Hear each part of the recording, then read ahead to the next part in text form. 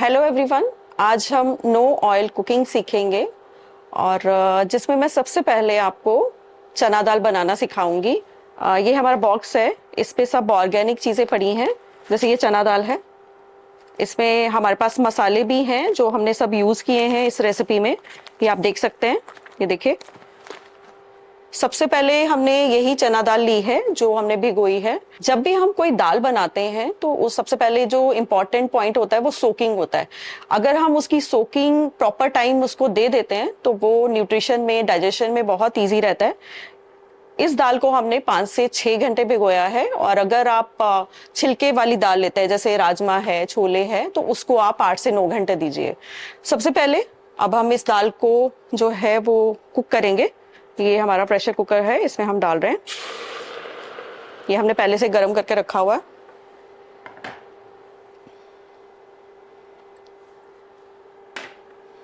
थोड़ा पानी ऐड कर रहे हैं।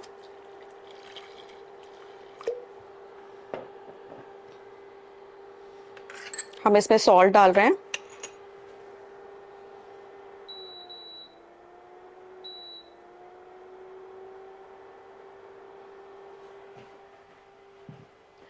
देखिए, जब हम दाल पकाते हैं तो आपने देखा है कि उसमें एक फ्रोथिंग आती है, तो वो हमें बहुत ज़रूरी है। This is very important to take out. तो मैं देखिए ये फ्रोथिंग जो आई है इसको हटा रही हूँ। ये बहुत इंपॉर्टेंट है। आपने सुना होगा कि यूरिक एसिड बढ़ जाता है हमारी बॉडी में। अगर हम इसे हटा देते हैं तो काफ़ी दिक्कतें हमारी दूर हो सकती हैं। तो प्लीज़ इसको ज़रूर हटाएं आप। ये मैंने हटा दिया है। अब मैं इसको बॉईल करने के लिए छोड़ रही हूँ। जब हम सोकिंग करते हैं तो कुकिंग टाइम भी कम हो जाता है। तो आप देखेंगे कि 2-3 सीटी में ये आराम से हो जाएगा। कम आंच पे पकाना है अभी, और तेज आंच पे बिल्कुल मत पकाइए इसे। देखिए अब हमारी दाल जो है पक के तैयार हो गई है और मैंने इसे निकाल के रख लिया है।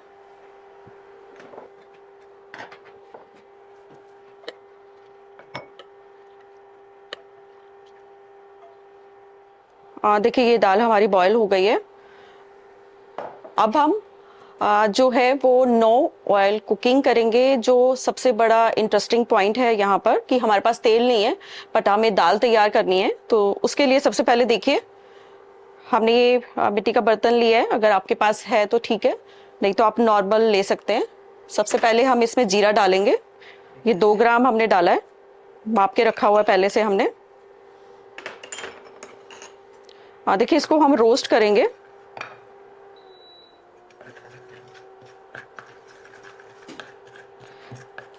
और जब रोस्ट करेंगे तो आप अरोमा जो है इसका देख सकते हैं, हल्का हल्का अरोमा आने लग जाएगा। आप देखेंगे जैसे जैसे हम इसको हिलाते रहते हैं तो ये रोस्ट हो गया जीरा, आप देखिए। अब नेक्स्ट स्टेप है,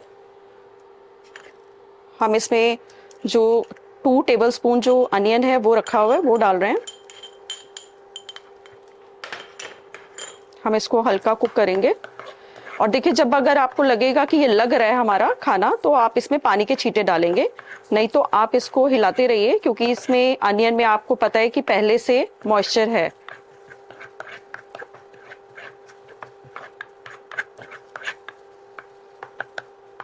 आप देखेंगे धीरे धीरे ये ड्राई होने लग जाएंगे, तो आपको अनियन का अरोमा आने लग जाएगा। नेक्स्ट इज टमाटो, जो हमने पहले से ही 2 टेबलस्पून रखा हुआ है, इसमें डाल के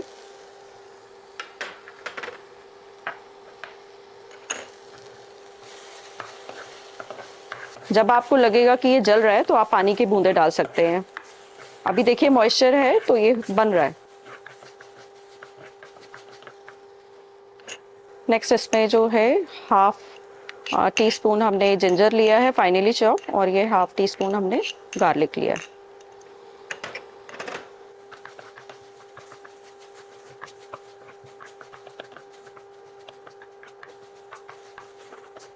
जब लगे जलने वाला है तो आप थोड़ा सा इसको हिला सकते हैं वहीं से। अब जैसे अगर आपको लग रहा है तो आप थोड़ा सा 2-4 ड्रॉप्स जो है पानी डाल दीजिए।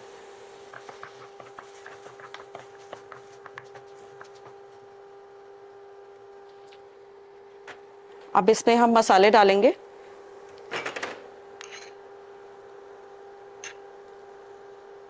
1 ग्राम हमने इसमें हल्दी डाली है, ये जीरा पाउडर है 1 ग्राम। 1 ग्राम हम इसमें से धनिया पाउडर डाल रहे हैं और 1 ग्राम हम इसमें जीरा पाउडर।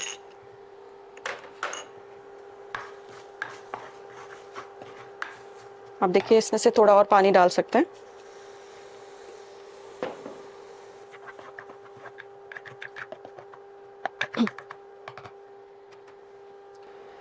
अब जो नेक्स्ट स्टेप है वो बहुत ही इंटरेस्टिंग है, जिसमें मैं आपको बताऊंगी कि इस मसाले को पूरी तरह से कैसे पकाना है। ये एक आयुर्वेदिक और ट्रेडिशनल तरीका है जो मैंने अपने घर पे ही सीखा था, तो अब मैं आपको बता रही हूँ। जैसे हमने एक प्लेट रखनी है इसके ऊपर और उसके ऊपर हम पानी डाल देंगे। पानी हमने इतना डालना है कि पूरी प्लेट पे फैल जाए, और अगर ये पानी सूख जाएगा तो हमारा मसाला जलने का डर होगा, और जब तक ये पानी रहता है तो हमारा मसाला जो है भाप के द्वारा पकता है धीरे धीरे। और पूरे मसाले जो हैं वो अपना, आपको पता है कि हर मसाले में एक नेचुरल ऑयल होता है जो रिलीज हो जाता है धीरे धीरे। तो अभी हम इसको 5-7 मिनट ऐसे रखेंगे कम आंच पे, एंड फिर हम देखेंगे कि मसाला पूरी तरह से पक जाएगा। देखिए एक बात याद रखना है, अगर पानी कम पड़ता है तो आपको पानी और ऐड करना है ताकि आपका मसाला ना जले। तो अब देखिए 5 से 7 मिनट हो चुके हैं, हम इसको उठाते हैं।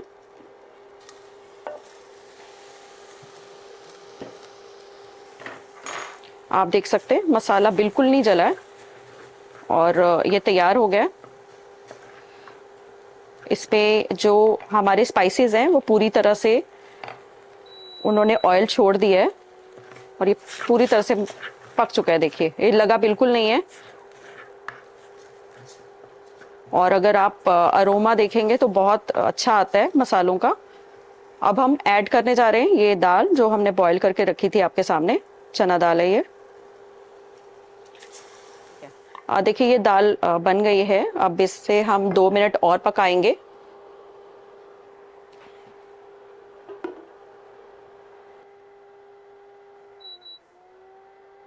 आप देख रहे होंगे भाप ऊपर आ रही है, तो ये एक बहुत ही आयुर्वेदिक और ट्रेडिशनल तरीका है। अगर आप गूगल पे भी फाइंड आउट करेंगे आपको मिल जाएगा। इसमें क्या है कि आपका खाना जलता नहीं है, और इस तरीके से टेम्परेचर रेगुलेट हो रहा है और खाना जो है बहुत ही मीडियम आंच पे पकता है, और सारे नेचुरल जो ऑयल्स हैं वो सारे बाहर आ जाते हैं और खाना बहुत ही टेस्टी बनता है इस तरीके से। तो आप इसे ज़रूर ट्राई करें। अब देखिए दाल जो है 2 मिनट के लिए हमने पका ली है। अब हम चेक करेंगे, हमारी दाल पक चुकी है देखिए। और अगर आप ध्यान से देखें तो ऊपर ऑयल भी हल्का हल्का आपको नजर आ सकता है। इसमें हम धनिया डाल रहे हैं गार्निशिंग के लिए। ये दाल हमारी तैयार है। अब दाल मैं कटोरी में डाल रही हूँ।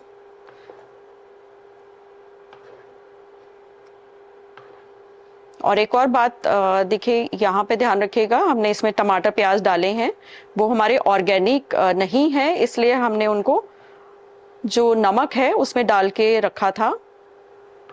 ये आपको एक्सप्लेन किया जाएगा, इससे जो पेस्टिसाइड्स हैं वो खत्म हो जाते हैं। ये हमारी दाल तैयार हो गई है देखिए।